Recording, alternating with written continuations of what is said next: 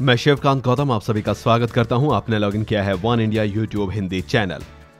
RJD अध्यक्ष लालू यादव और उनके परिवार के सितारे आजकल कुछ ठीक नहीं चल रहे हैं।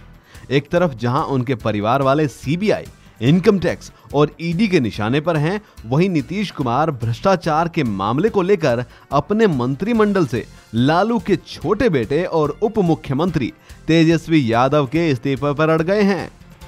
लालू और नीतीश के बीच दूरियां बढ़ती जा रही हैं।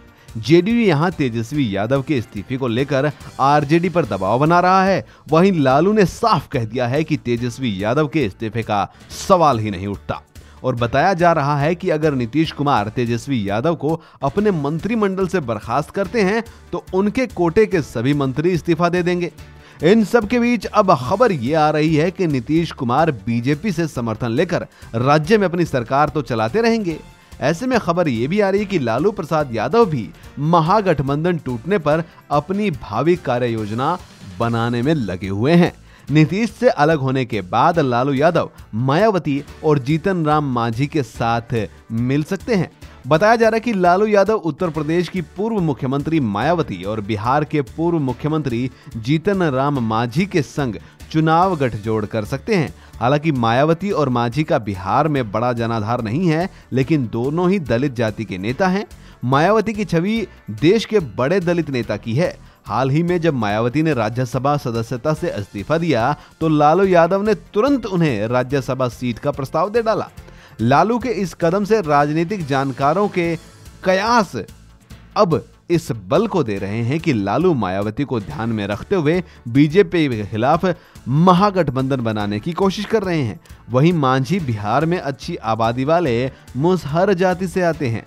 2015 में हुए विधानसभा चुनाव में भी मांझी बीजेपी के साझेदार थे, लेकिन राजनीति में कोई दोस्ती, कोई दुश्मनी स्थायी नहीं होती है।